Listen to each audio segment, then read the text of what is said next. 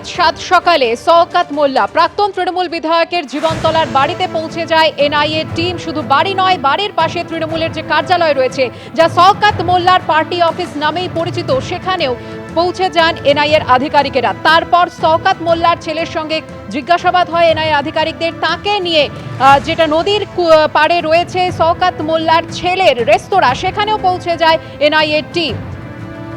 শওকত মোল্লার ছেলেকে নিয়ে এলাকায় তল্লাশি চালানো হচ্ছে এবং শওকত মোল্লার ছেলেকে নিয়ে প্রাক্তন তৃণমূল বিধায়ক শওকত মোল্লার খোঁজ চালাচ্ছে এনআইএ।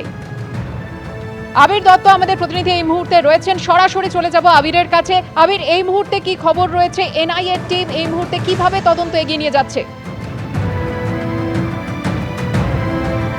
দেখো, একাধিক জায়গাতে এই তল্লাশি অভিযান চালানো হচ্ছে। একদিকে যেমন শওকত মোল্লার বাড়ি এবং জীবনতলার মৌখালী গ্রাম, যে গ্রামে শওকত মোল্লা থাকে এবং তার ছেলের রেস্তোরাঁ রয়েছে, এবং তার বেশ কিছু সঙ্গী তৃণমূলের নেতা, তারা তার ঘনিষ্ঠ, তাদের বাড়িতেও তল্লাশি অভিযান চালানো হয়েছে। এখন ছবি দেখাচ্ছি, আমরা যেখানে রয়েছি এই যে রাস্তা ঝোড়োর মোড়, সেই ঝোড়োর মোড় উপর দিয়ে কিন্তু যাচ্ছে এনআইএর টিম। এবং তোমায় জানিয়ে রাখি, যেটা জানা যাচ্ছে যে একাধিক জায়গায়, শুধু জীবনতলাই নয়, উত্তর কাশীপুর, এছাড়াও যেটা জানা যাচ্ছে যে বিভিন্ন বিজয়গঞ্জ যে থানা রয়েছে, যে থানার অন্তর্গত এই ঘটনাস্থল, সেই থানাতেও ইতিমধ্যে এনআইএর টিম পৌঁছে গিয়েছে। সেখানেও বেশ কিছু জায়গাতে তার খোঁজ করা হচ্ছে। কোথায় গেল শওকত মোল্লা, সেই খোঁজে তার পরিবারের সদস্যদের জিজ্ঞাসাবাদের সঙ্গে সঙ্গে তার বাড়ি এক প্রকার সেন্ট্রাল ফোর্সের বাহিনী তারা ঘিরে রেখেছেন। তার সাথে সাথে তার যে গ্রাম, মৌখালী গ্রাম, সেই গ্রামের চিরুনি তল্লাশি এক প্রকার চালানো হচ্ছে তার ছেলেকে নিয়ে গিয়ে। সেই ছবিটাই আমরা দেখতে পাচ্ছি।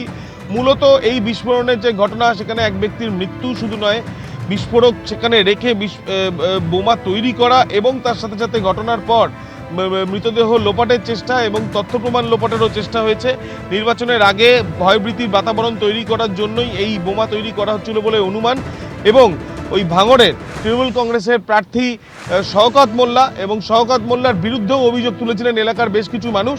তো সেই বয়ানগুলো এবং তার সাথে সাথে পারিপার্শ্বিক তথ্য প্রমাণকে খতিয়ে রেখে শওকত মোল্লাকে জিজ্ঞাসাবাদের প্রয়োজনীয়তা রয়েছে বলে মনে করছে জাতীয় তদন্তকারী সংস্থা। কিন্তু সেটা এখনো পর্যন্ত সম্ভব হয়নি। তার কারণ কি? তার কারণ একটাই, শওকত মোল্লা এখনো পর্যন্ত সহযোগিতা এনআইএ কে করেনি, এমনটাই এনআইএ সূত্রে খবর।